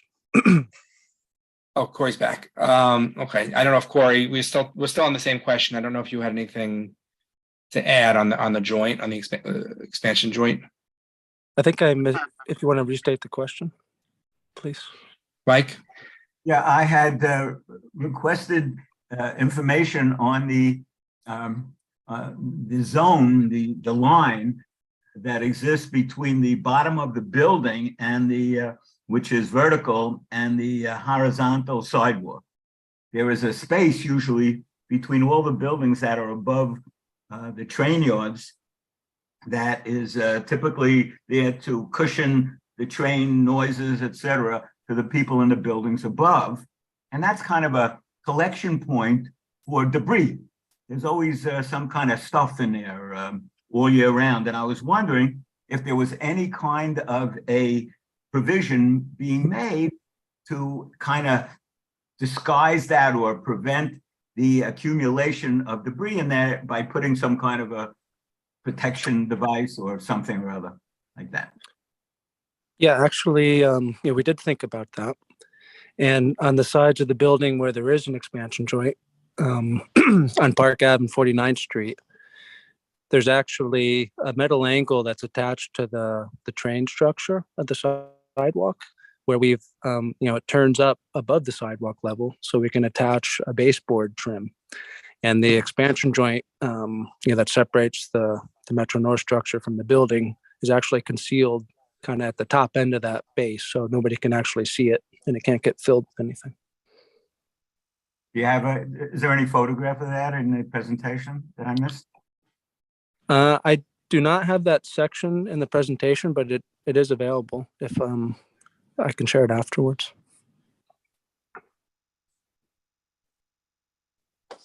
Yeah, if you can send that over to Aiden, that would be great, and then Aiden can forward it to Mike and me. Yes, no problem. Thank you. Aaron? So Craig, I support this. I think it's a great idea. I think I just wanted to add one thing for the team working on the resolution that I would love to see in our resolution, regarding the sustainability of any of the materials, the either reuse or recycling of existing stone materials. I mean, it looks like a mist bag of slate, maybe some other stones. That's not just, regular concrete. So I would just love to hear if there's, some opportunities to do that wherever we can. I know we've come across that, and we've made that in our asks when we've seen such a massive sidewalk change. Yeah. I don't know if you could confirm the majority of the material removed is what stone, but just ask for that small note. Yeah, we could put that in. Corey, do you have any thoughts on what you're doing with that? Yeah, the vast majority of the existing sidewalk is actually poured in place concrete. So that can be recycled to the extent concrete can be ground up and reused. But the majority of the existing building, there's only a very small amount of stone at those two building entries that I showed a photo of. Otherwise, it's mostly poured in place concrete or some concrete paver. Okay, all right, thank you. And you would make efforts to reuse or recycle the stone that exists, even though the majority is concrete. I understand that's limited, but yeah, if it can be removed, I'm sure we'll seek whatever salvage value it has. Thank you, Aaron. And Aiden, let's make a note of that for the reso. Anything else? Aiden, do you want to make a motion? Sure, thanks. Motion to approve the application. Second. Kim? Fantastic. Okay. Craig, Yes. McCall, yes. Achilles, Yes. Berman, Yes. Blake, Yes. Ellington, Yes. Ford, yes. Harris, Yes. Lavinia, Yes. Kabak, Yes. Kane, Yes. Muton, Yes. Shapiro, Yes. and Spence. Yes. Okay, so we'll get the reso over, and then as I mentioned, the full board will review it on at their meeting, which is, I think, let me just look at the exact date so you have it. It's under my calendar. It's sorry, it's the 8th, December 8th. And we'll go from there. Thank you. Okay. So thank you, Corey. The final item on the agenda, aside from new business, of course, is the brand activation event for McDonald's and FIFA in Greeley Square Park on December 2nd. Just as to frame this, this is not going to be something we're going to vote on tonight. The event is on December 2nd, so that's obviously in a few days. If we vote tonight, it just won't be voted by the full board until after December 2nd. So I spoke with Vicky, and we agreed that it didn't really make sense to take a vote on this tonight. If we do have comments on this, I will write a letter. We will write a letter to the Department of Parks and with our concerns and our thoughts. One thing I would like before we talk about the event itself, and Kelly, you may not have the answer to this, I understand that, but if you could comment on why we got this with less than 21 days, because we're supposed to get appropriate notice. And I counted the days from the initial email, so we did not. If you can comment on that, and then we can get into the actual event itself. Absolutely. Yes, we actually received their parks permit request about 30 days before the event, roughly. And we had a lot of back and forth between us and the brand on how we can make the event successful. And we did come to an agreement and came to a contract. And that's when we contacted you all. We didn't want to notify you of a brand activation that wasn't 100%. Because there was a couple kinks that we wanted to work out first, but they did fill out their parks permit with the correct amount of time. So we went ahead and pushed it through. Yeah, and just as a reminder, we're supposed to get there are rules on the notification to the community board that need to be followed. And even if you don't have it tied down, signed, still you can always fill out the questionnaire. Let us know, let me know, let Kim know, let the board office know. This way we can at least start the process. And if we're having this conversation tonight, but we can have it, and you had other conversations I know with our team, but there's a reason why we're supposed to have a certain amount of days notice. So if you could adhere to that, that would be most appreciated. Understood. I'm new to the team, so I apologize. I understand. I know. So this was John and who was this? John and Catherine. Catherine, sorry, John and Catherine. Do you want to go through it, or do you want to just go right into the presentation? Because I think they had a presentation also. Just briefly, it's a McDonald's World Cup sponsored event, Greeley Square Park. It's a live stream event, Korea versus Portugal, which will thereafter be repeated throughout the day. There will be associated activities with the event throughout the day, which will last from 9 a.m. to 5 p.m. There will be World Cup and McDonald's giveaways. That's we can go on with the presentation from there.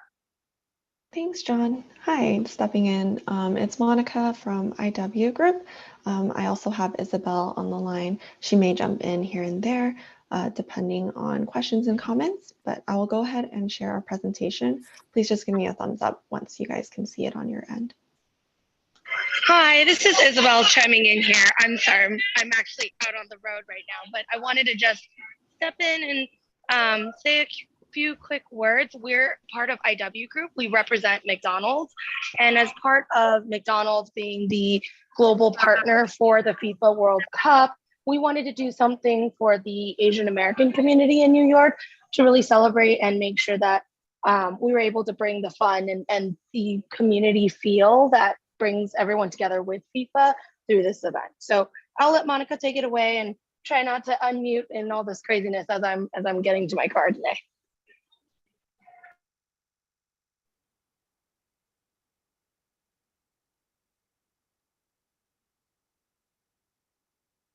Monica, I think you're on mute.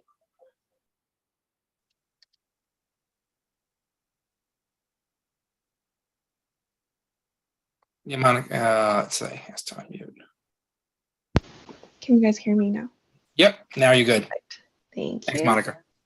So a little bit about FIFA World Cup. It's the International Association football competition that's going on right now. They've played games up. They're going to be playing games up until the 18th. And the reason why we chose this particular game is just because of timing. We wanted one that had enough time for us to put something together for the community that was really nice, and also that wasn't playing at like 5 a.m. It is an outdoor watch party, so we wanted to be cognizant of that as we were choosing a game where people would be able to come out to at a more reasonable time.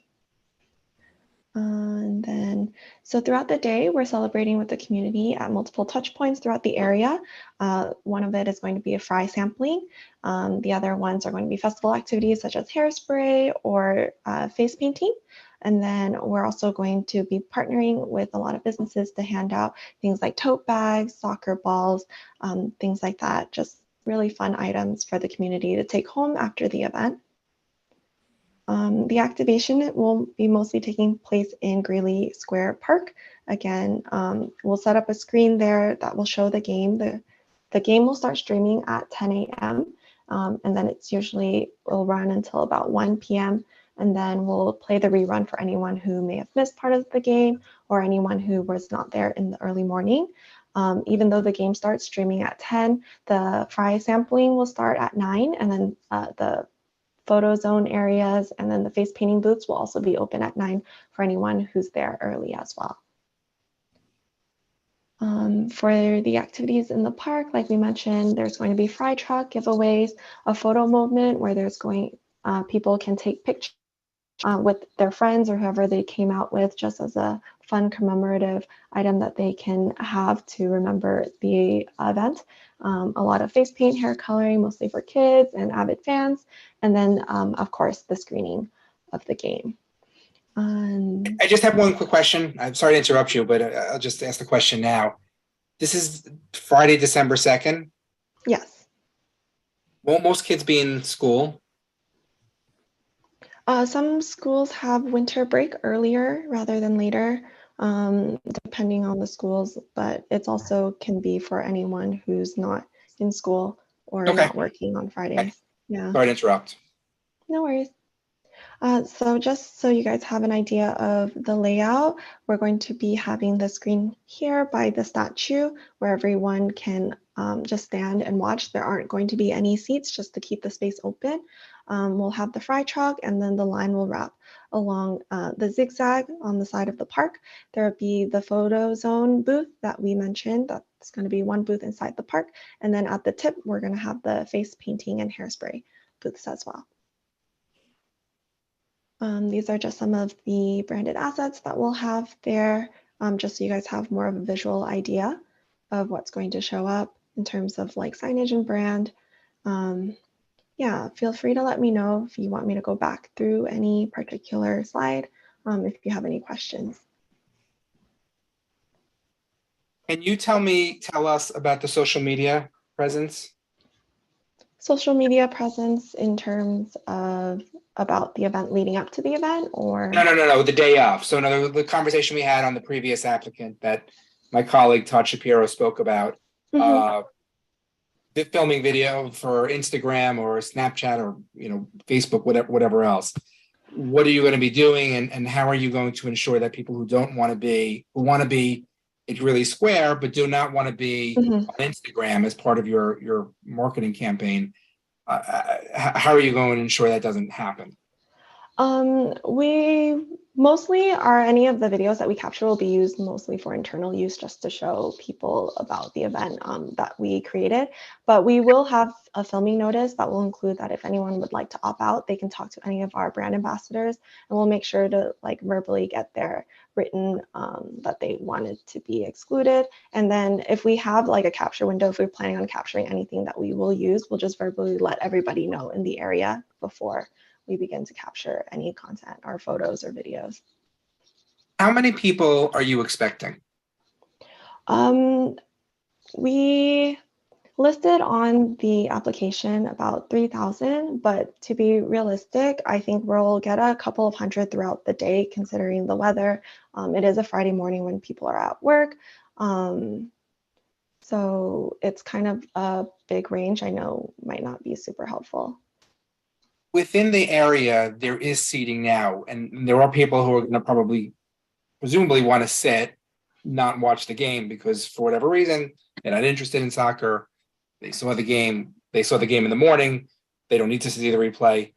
Where are you going to where is Bryant Park going to relocate those seats? Because I know we have had events in that area and they've relocated the chairs, so there was no net loss of chairs. I asked Kelly to step in for this. I know that we're removing the chairs and tables to fit the screen and fry truck. Kelly, would you like to? So we will be removing the tables and chairs for this event at Greeley, but as Monica mentioned, the event will end at 5 p.m., at which point we can work with our sanitation team to put chairs and tables back into the park as they start to deinstall and remove their equipment. For this activation, there will not be chairs and tables to make room for the flow of traffic. Okay, and what are you doing on sanitation? Are you bringing your own folks, or are you going to use the 34th Street folks? So we're working very closely with the 34th Street Partnership team and their sanitation team to make sure that all of the trash is being taken out. And we also have a team that we hired on who will be taking shifts throughout the day. And their role would just be to pick up any trash and litter that wouldn't make it inside of the trash cans for us to dispose of at the end of the day. I want to let my committee members ask some questions. Samir. So Catherine, before you all, Craig, go ahead. I'll just make a comment. So one of Sure. the things in the application that was very appealing is that you all did do a good job with posting and getting sign off on neighborhood businesses. So it must be more than 24 businesses in that area that you actually did do your posting so that there is notification. Because there are a lot of, you are surrounded, Greeley Square surrounded by a lot of retail organizations other than McDonald's. And a lot of them did sign off on it. So that is helpful and noteworthy. Thank you. Thank you. Samir. Yeah. So it looks like this is going to be an outdoor event. What happens if it rains or snows? It would still be ongoing. I believe the attendance will just not be as high, but will still be open for anyone who passes by. So there's no rain date. I think that's what he's probably looking at. I think that's what Samir is There's asking. no rain check date. Okay, Yeah. perfect. And then, sorry, two quick questions. For the line, how are you managing the line? Are there going to be like stanchions to make sure people are in line, or how's that going to work? So we're thinking about taping the floors because with stanchions, if it gets too crowded, it can get a little bit dangerous, especially with a lot of the crowded events that's been happening in recent times. So we are training our BAs to just do really good line control, and then we're just taping the lines on the floor so it's visible for everyone to see. Perfect. And then, sorry, one last question. For the hairspray, how is that going to work to make sure like the spray doesn't, go everywhere or like hit someone who's like not looking to get their hair sprayed? Is it relatively constrained in area? It's it doesn't flow very far. It can be like applied in a very small space, but chances are that's an option for people there. People are probably going to be opting more for the face painting since hairspray can get a little bit cold and chilly in New York. People might not want the paint running down their backs of their necks anyways, but we just wanted the option there for any avid fans. Awesome. Thank you. Mm-hmm. Michael. Thanks, Samir. Michael. I'm looking at the supply truck on 33rd Street. That's opposite the Martinique, I think, Hotel over there on 33rd. Is that street does have cars on it, as I recall, and they're required to make a left turn. As they proceed west, they have to turn south on Broadway. Is that what's going on over there? That might be a Kelly. That might be a Kelly question. Oh, I didn't mean it to be a Kelly question. The supply truck that they have, I know that they got a separate permit to park that truck there. Is that correct, Monica? Yes, we have a production parking permit there for that day, starting at 6 a.m. until 11:59 p.m. And we gave them the size of the supply truck. They said it was fine. We have the no parking sign postage to put up a couple of days prior, just so people are aware. And then we'll have the park come in. Right. The truck. Yeah. Any other questions from the committee? Thank you, Michael. John. Yes, can you speak briefly to the fact that on one hand, this is a commercial event, on the other hand, there may be a public good element. Can you speak to that? And secondly, what sort of revenue will be generated from this event for the park? Okay, sure, no problem. I'll let Kelly take the revenue portion question, but we're actually not selling anything. Everything is completely free to the public.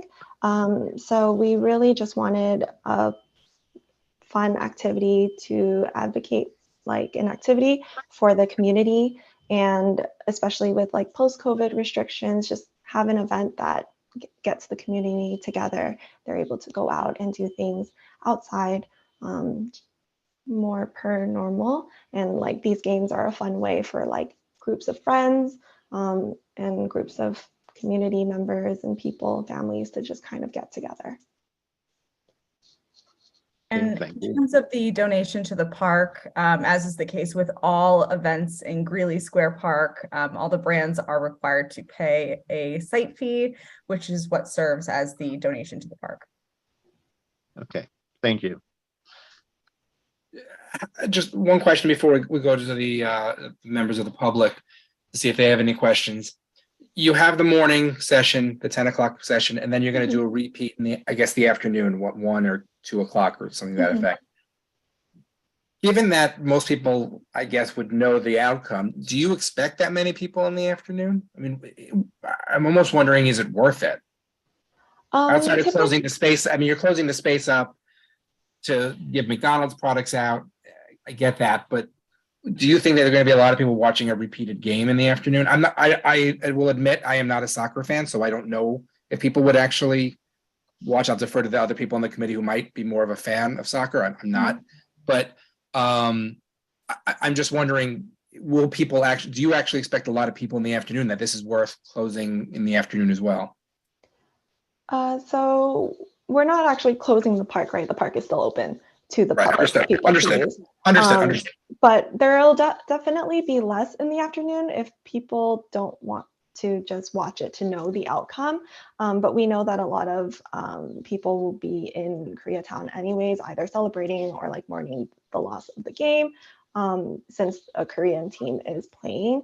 And a lot of the soccer fans typically like to rewatch certain moments of the game where like the ball goes in, it's a really good play. And those are like really what's targeting the rerun. Thank you, Mike. So it just struck me that Korea is one against Portugal is the game that they're showing. And on 32nd Street, we got a whole bunch of people who might be interested in the Korean team. Yes? Yeah. Okay. Thank you, Michael. Members of the public, would anybody like to speak?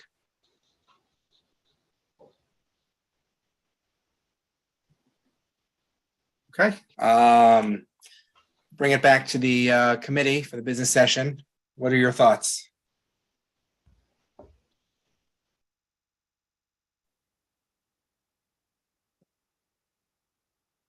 Well, maybe okay. Well, actually, let's start with John because John was lead. Was Well, helping. what I was going to suggest is, Catherine was taking the lead on this. Maybe we should go through the matrix. Yeah, I think that's good. Good idea. I think that I would be a don't have useful.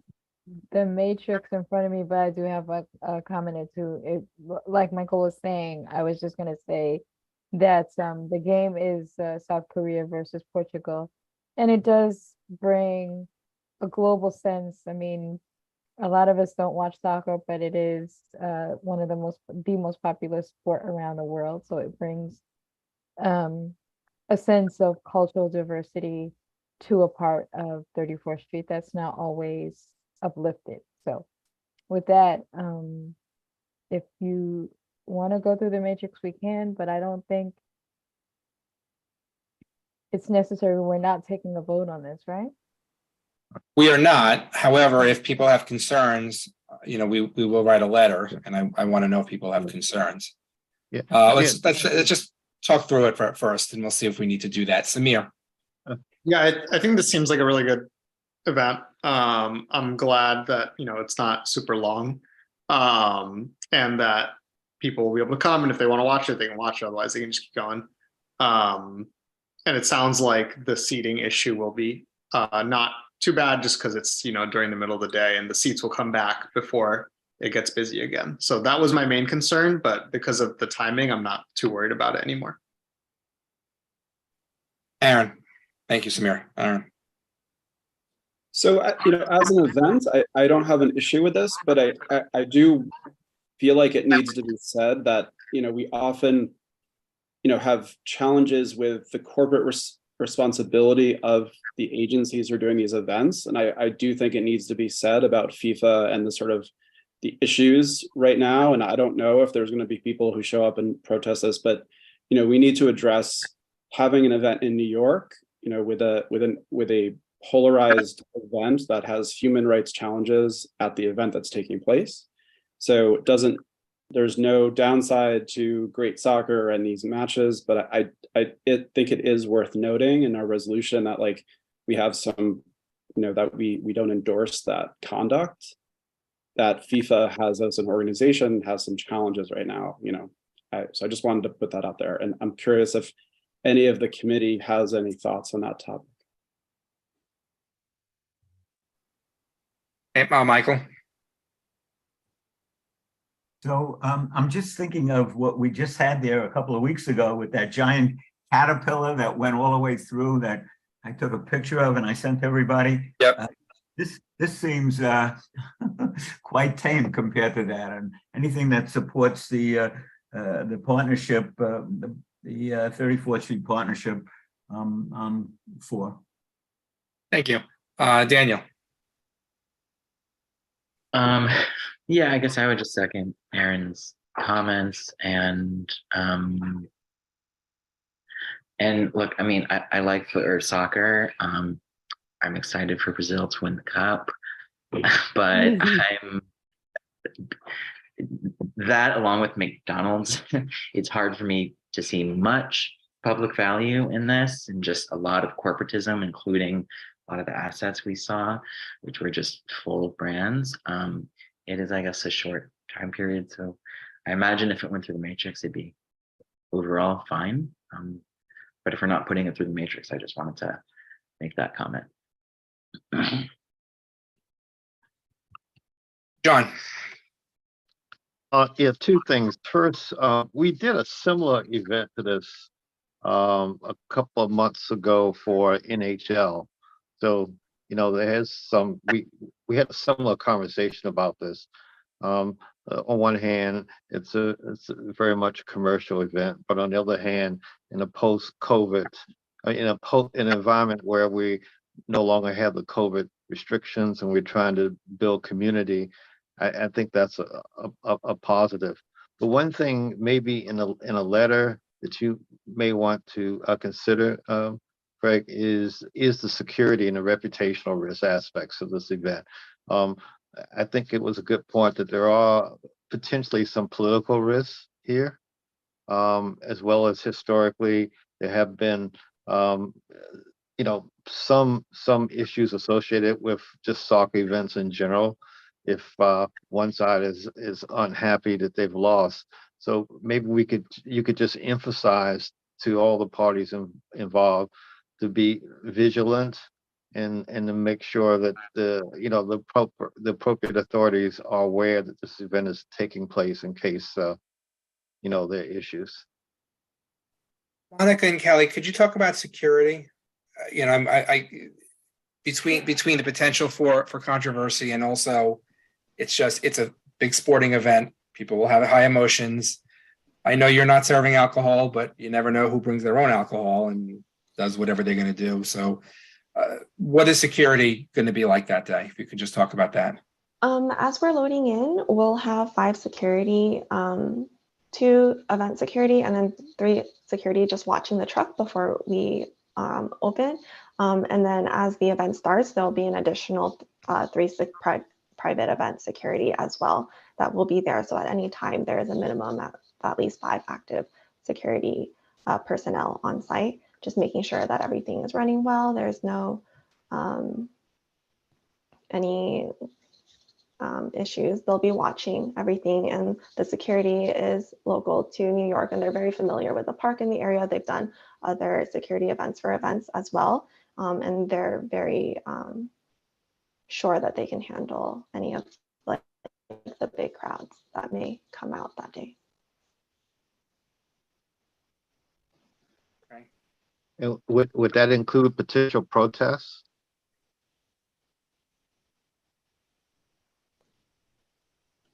I can double check with them. We did not ask about protesters in particular when we were reaching out to them for the event.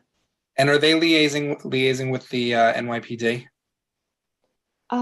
Not currently, but we can definitely notify the local NYPD to know that the event is happening, just so that they're aware. I think it's probably not a bad thing for the NYPD to know that there's going to be an outdoor viewing of a very popular and highly charged sporting event in a major section of Manhattan. I think it's probably good for them to know that. Of course. That's Midtown South, I think.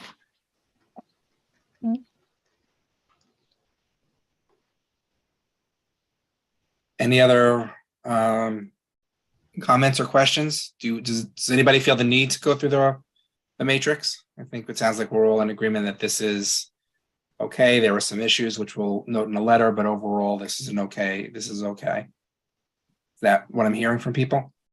I agree. Yep. Okay. So Kelly, you're not going to get a resolution on this in 2 weeks, saying that we're happy for it to happen 2 weeks before. But we'll put together a letter just stating some of the stuff tonight, but that we talked about tonight. Understood. Thank you so much for your time. Okay. Thank you. Thank you, Monica. Good luck. And then next would be new business. Does anybody have any new business? Okay. Oh, Todd. Yes, I just want to say, apropos of or discussing a couple of these events, that I circulated a picture of a particularly pernicious sign that I saw a couple of weeks ago in the Flatiron public plazas. That's a perfect example of the kind of sign that we don't like. It's way over the top, and everybody who's new on the committee should take a good look at that. I think it gives you a sense of what we're trying to avoid. And when we're doing it, we're really trying to speak out in the public interest to do it, as we did tonight. Thank you, Todd. Yeah, I just saw that you sent the email. You sent it a while ago, but I see you sent it about 6 o'clock. So thank you. And yeah, it's the type of thing that says basically you're giving up every right if you step into this area, which we can't have. It's just not appropriate or legal, quite frankly. Anything else? Catalina. Oh, no, Catalina. Okay. Todd, your hand is still up. Do you mean to lower it? Are you done or? Okay. Aaron. Craig, I don't know if you saw the other email that was going around, and I can't remember if that was a resolution out of this committee, but it was the video screen. It's LUTs because it's a POPs. It was POPs. Okay. All right. Never mind. So, but just to bring everybody in the loop on what Aaron is talking about, at the Hotel Aventi on 30th Street, they have a POPs, which is a privately owned public space, where they have a very big TV in sort of a courtyard area. There's specific restrictions on what can be on that TV. It's really, the purpose of it was just to display art, not to display TV, not to display live action. We've had this issue with the Aventi for quite a long time, for years, quite frankly. We had conversations, Nick Athanel, who's the chair of SLAP, and Leila Lagasico, who's the chair of LUTs, have had conversations with them. This came up to the LUTs committee a few months ago. And lo and behold, they were showing today the World Cup, so, which is a big no-no. So that's what Aaron was referring to. And we will deal with that. I think that would be on the LUTs level. And Vicky, correct me if I'm wrong, but I believe that's a LUTs their area. Yeah. Okay, well, if I can make a comment about it, after the last time we met about it, I passed through there a few times, and that there was art, and that they had cleared the pop space. So it's important to notice that change happens quickly around these things. But the screen was up with art, and I was, after we talked about them clearing out the pop space, they were cleaning it and it was clear. The restaurant wasn't infringing on it. So interesting to hear that they were showing. 2 steps forward, 1 step back. Yeah, exactly. Catalina. I just wanted to ask, going on what Todd was saying about the sign, whenever we do see a sign that crosses that line or that we think might cross that line, are we meant to report it? I think it's helpful if you tell me, Kim, or the board office, because then we can talk to not so much the operator. We'll talk to whoever, whichever park it is. If it's at Madison Square Park, we'll call up Holly or Stephanie, who was here tonight, and we'll get down to the bottom of it. Because if it becomes a pattern, then we have to, or if it's once it's bad, if it becomes a pattern, it's even worse. But if you see such a sign, definitely let me, Kim, or the board office know, or Okay, Todd. I didn't get that email that was showing the sign, just so that I kind of have a frame of reference. Can I get the email? Yes. Catalina, it's Todd. Can you just shoot me your email? Yes. Is it? Yes, you're on there. It's from 556. It's CAT Munitin at Outlook. Is that you? Yes. Yeah. Double check your email. It's at your spam folder. It was at 556 today. Okay, thank you. And if you didn't get it, let me or Todd know. Okay, I'll check my spam though. Anything else? Any other new business? Okay, so if that's it, I will see some of you on Wednesday for SLAP. Otherwise, I'll see you next Thursday. For those of you who led the applications, if you can get me your resolutions, drafts of your resolutions by the end of the week, that would be helpful, as I need to present them to the executive committee at the beginning of next week. Thank you. Thanks. If you have any questions on your resolutions, or you need samples from like a distinctive sidewalk sample, let me know and I'm happy to send it over to you. Hi, everyone. Good night.